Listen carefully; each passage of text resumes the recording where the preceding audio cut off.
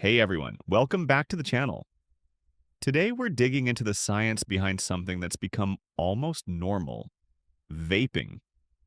Whether you're a parent, a teacher, a student, or someone who vapes, this video is for you.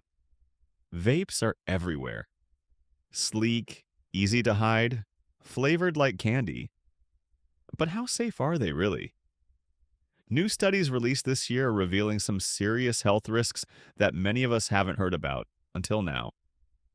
Vaping is the act of inhaling an aerosol, often called vapor, produced by an e-cigarette or vape pen. Most contain nicotine, chemicals, and flavorings. They're often marketed as safer alternatives to traditional cigarettes. But here's the catch. Less harmful does not mean safe.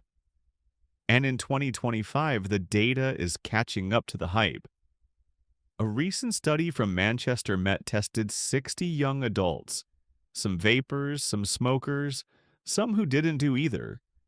They did fitness tests, tracked lung capacity, and measured breathing rates during exercise. The shocking part?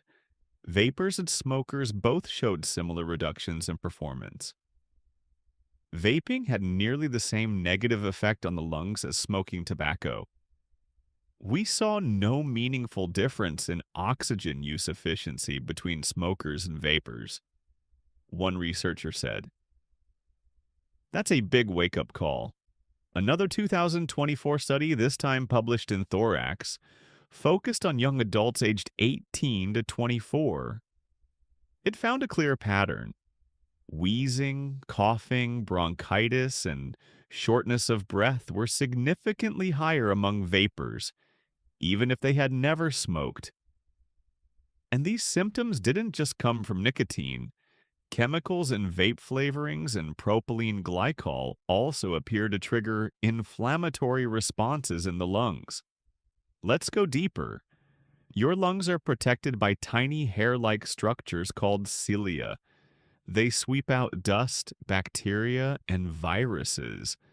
But vaping has been shown to paralyze or destroy these cilia, leaving your lungs open to infection. According to the Cleveland Clinic, vaping damages the epithelial cells that form a barrier in your airway. It makes the lungs more vulnerable, especially in teenagers whose lungs are still developing. Beyond lungs, we have to talk about addiction. Most vapes contain nicotine, which is one of the most addictive substances on Earth. Nicotine changes brain chemistry, especially in people under 25. It affects mood regulation, memory, and decision-making. Some vapes have even more nicotine than a pack of cigarettes. Here's the nuance. Yes, if you're a longtime smoker trying to quit, vaping might be a less harmful stepping stone.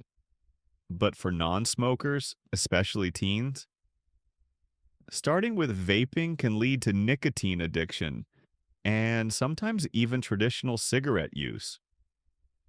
So if you're not a smoker, vaping is solving a problem you don't even have. If you're vaping and want to stop, you're not alone. Apps, support groups, and counseling can make a big difference. Start by talking to your doctor or checking out resources like smokefree.gov. It's not about shaming, it's about having the facts and making informed choices. Vaping is not harmless. The science is clearer every year. If you vape, ask yourself why. If you're thinking about starting, don't. And if you're trying to quit, keep going. Your future lungs will thank you. Like this video, hit subscribe, drop your thoughts in the comments, and share this with someone who needs to hear it.